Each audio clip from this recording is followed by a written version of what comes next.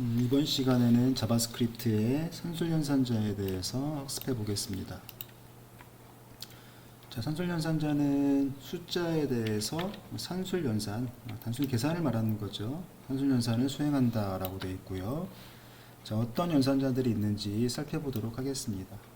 자, 첫 번째는 이 더하기 기호가 있는 덧셈 연산이 되겠고요. 그 다음에 빼기 기호는 뺄셈 연산이 되겠죠. 그리고 이 별 표시되어 있는 거는 키보드에서 그 숫자 8이라고 되어 있는 게 있고요. 그 위에 보시면은 여기 별표가 있을 거예요. 요거를 누르는 겁니다. 키보드 팔자 위에 별표. 그러면 키보드에서 그 Shift라고 되어 있는 키를 누르고 8을 누르시면 이 별표가 나올 거예요.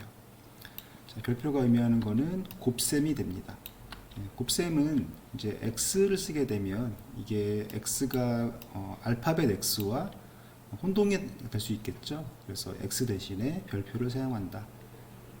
별표를 두 번 사용하면 이때는 제곱을 표현하게 됩니다. 제곱. 그래서 이거는 이제 ES2016은 2016년 이후에 생성된 브라우저에서만 동작을 하는 그런 연산자가 되겠습니다. 자, 슬래시 기호는 나눗셈이 되겠고요. 우리가 키보드에서 이런 나눗셈 문자가 없죠. 이런 글자가. 그래서 나눗셈 기호는 슬래시로 대체해서 사용을 하게 되고요. 그리고 퍼센트는 이제 백분율이 아니고 여기서는 나머지를 구하는 나눈 결과에 대한 나누기를 하게 된 못과 나머지가 있죠. 그때 그 나머지를 구하는 게 이 퍼센트 연산자를 사용하게 되고, 그 다음에 더하기를 두 번 쓰면 증가, 이때의 증가는 1 증가를 얘기합니다. 하나가 증가하는 1 증가를 의미하게 되고요. 자, 그 다음에 아래쪽에 있는 마이너스는 1 감소가 되게 돼요. 플러스는 1 증가, 마이너스는 1 감소. 이런 연산자가 있다. 자, 산술연산은 그래서 두 개의 숫자에서 작동한다고 해서 이걸 이제 이항 연산자라고도 해요. 항이 두 개가 있어서. 자, 밑에 아래쪽에 예를 보시면 여기 덧셈을 하고 있죠. 이 덧셈을 하고 있는 이 더하기가 요게 산술연산자가 되겠죠. 그래서 이 덧셈을 하기 위해서는 이 양쪽에 값이 두 개가 필요하죠. 그래서 항이 두 개가 있어서 이항 연산자라고 하고요. 100과 50을 더한 결과를 저 왼쪽에 x라고 정의된 변수에다가 넣는 그런 게 되겠죠. 결과는 150이 나오겠죠. 더해서 더한 결과 x를 출력해 보면 150이 나온다. 자, 그리고 이제 값만 사용할 수 있는 게 아니고 변수를 사용하게 되면 이때는 변수에 들어있는 값을 꺼내서 덧셈 연산을 하게 됩니다. 자, a 플러스 b라고 되어 있는데 이때는 a에 들어있는 값과 b에 들어있는 값을 각각 꺼내서 덧셈 연산을 하고 덧셈 연산을 한 결과를 정의된 변수 x에 할당하는 그런 예제가 되겠죠. 자, 변수 a에는 100이 들어있고요. 변수 b에는 50이 들어있습니다. 그러면 a 플러스 b라는 거는 각각에 들어있는 값 100과 50 에 대해서 덧셈 연산을 하게 되면 150이 되겠죠. 150을 x에 할당했네요. 그리고 x를 확인해 보면 150이 출력되는 것을 알 수 있습니다.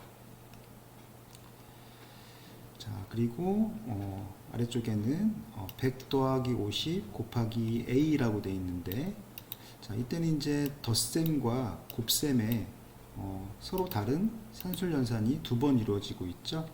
자, 이럴 때 100 더하기 50을 한 결과가 괄호 안에 있으니까 얘를 먼저 수행을 하게 되고, 그리고 그 결과와 a의 변수에 들어있는 값 이 두 개를 곱한 연산에 대한 결과를 x에 할당하는 그런 예제가 되겠죠.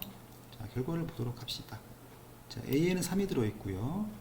자, 그 다음에 100 더하기 50을 하면 150이 되겠죠. 150과 a에 들어있는 값 3을 곱하면 결과가 450이 나오네요. 자, 연산자와 피연산자. 이 p라는 거는 당하는 거죠. 그러니까 연산자는 연산을 하는 놈이고 피연산자는 연산을 당하는 놈이 되겠죠. 그렇죠? 자, 자, 그래서 두 p 연산자 사이에서 수행되는 연산은 오퍼레이터. 즉 오퍼레이터라는 거는 연산자가 되겠죠. 어떤 연산자를 사용하는 거에 따라서 두 p 연산자에 대해서 수행되는 게 다른 결과가 나온다는 거죠. 자, 그 다음에 더하기 연산은 숫자를 더하는 거고요. 자, x는 5고 y는 2인데 x에 들어있는 값 5와 y에 들어있는 값 2를 더한 결과 7이라는 값이 z에 할당되게 되겠습니다. 자, x에 들어있는 값 5와 y에 들어있는 값 2를 더한 결과 z는 7이 되는 거죠. 자, 그 다음에 뺄셈 연산. 뺄셈 연산은 빼기를 하는 거죠. 앞에 있는 p 연산자에서 뒤에 있는 p 연산자의 값을 빼는 그런 예제가 되겠네요.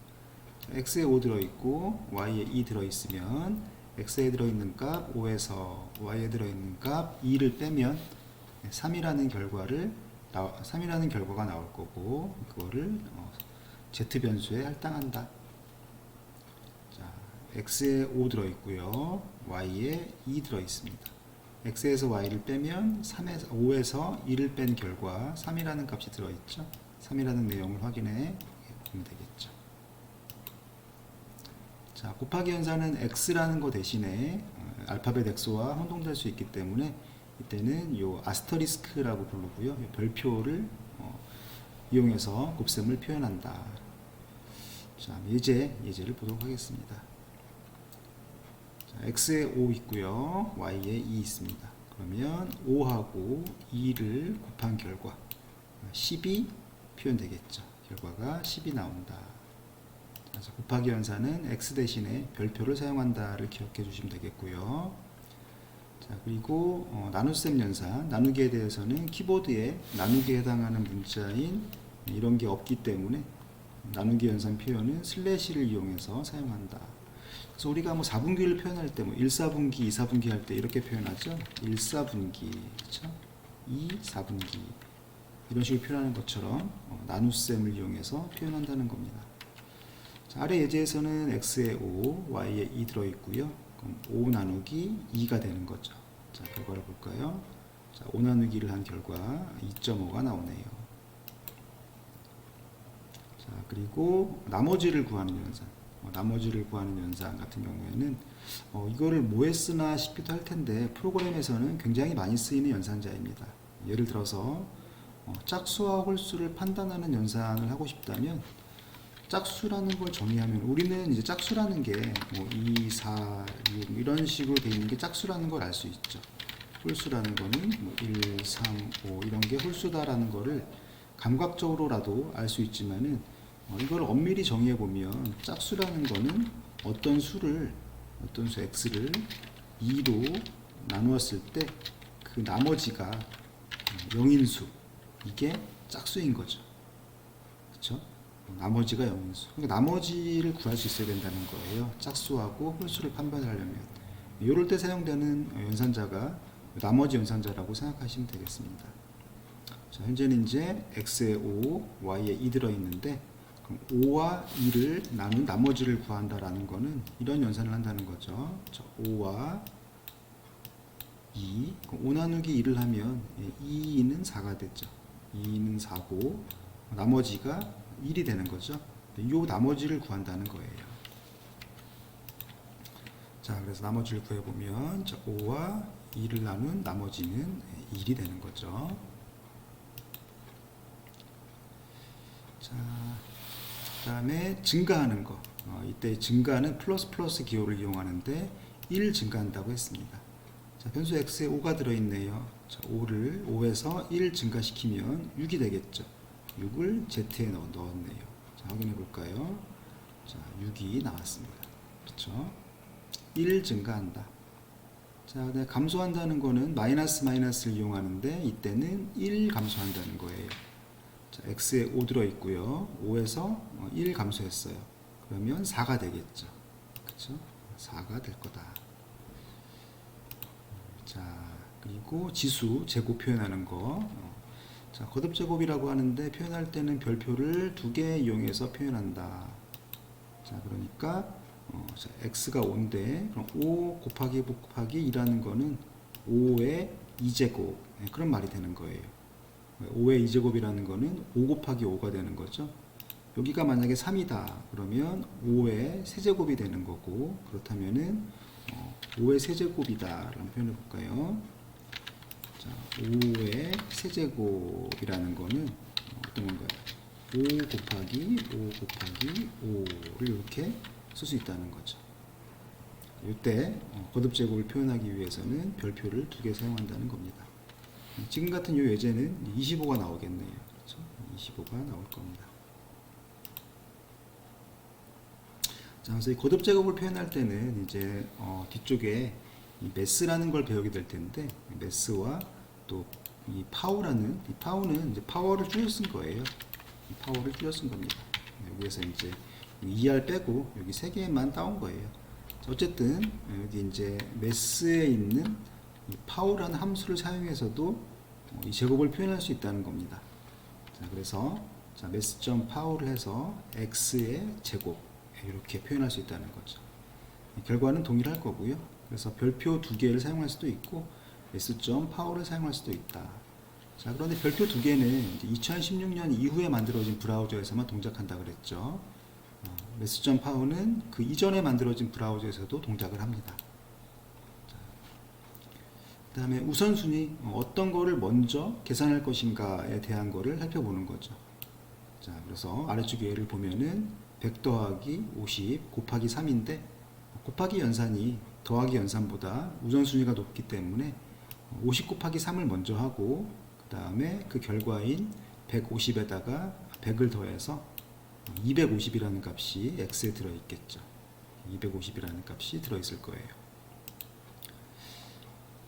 그래서 우리 학교에서 배울 때는 이렇게 덧셈보다는 곱셈이 먼저 수행된다. 그래서 50 곱하기 3이 먼저 수행된다는 거죠. 그래서 곱셈 나눗셈이 덜셈 뺄셈보다 우선순위가 높다라는 걸 기억하시면 되겠고요. 자, 그런데 이제 괄호를 이용해서 우선순위를 바꿀 수 있다는 거죠. 자, 아래쪽 예를 보면은 원래는 곱하기 연산이 더하기 연산보다 우선순위가 높지만은 지금은 괄호를 써서 100 더하기 50이 먼저 계산이 되고 그 결과인 150 곱하기 3을 해서 450이라는 결과가 x에 들어있겠네요. 이렇게. 그래서 이 괄호를 이용해서 우선순위를 변경할 수 있다.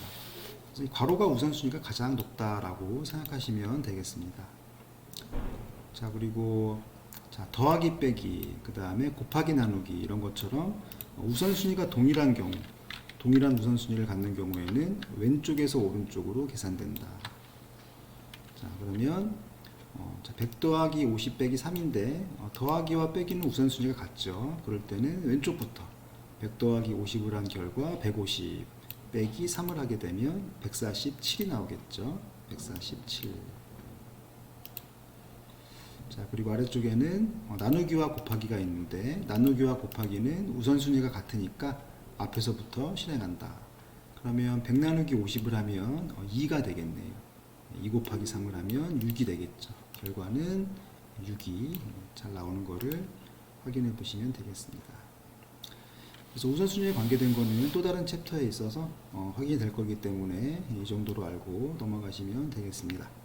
자, 오늘은 자바스크립트의 산술 연산자에 대해서 살펴봤습니다.